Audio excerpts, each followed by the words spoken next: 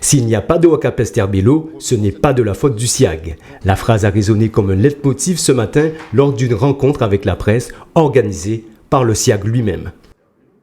Quand même, depuis 2001, le maire de Capesterre est vice-président du SIAG.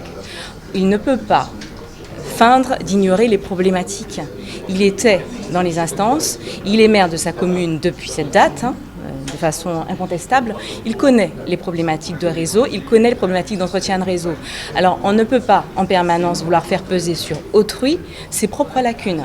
Si la population à Capesterre, d'où l'eau vient, n'a pas d'eau à son robinet, ce n'est pas la faute du SIAG. Ça ne saurait être la faute du SIAG parce que le SIAG démontre qu'il distribue un volume équivalent, voire supplémentaire. L'eau sort, l'eau n'arrive pas au robinet parce qu'entre-temps il y a des canalisations défaillantes. Il fallait surtout pour le syndicat intercommunal intervenir avant la mobilisation à l'initiative des élus de Capesterre-Belle-Eau prévue demain matin.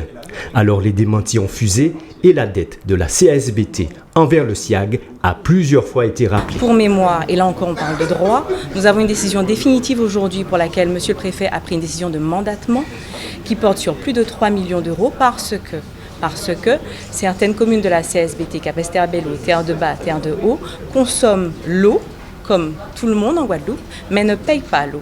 C'est une notion en droit qui s'appelle l'enrichissement sans cause, et ce depuis quand même janvier 2014. Depuis janvier 2014, nous payons tous pour ces communes.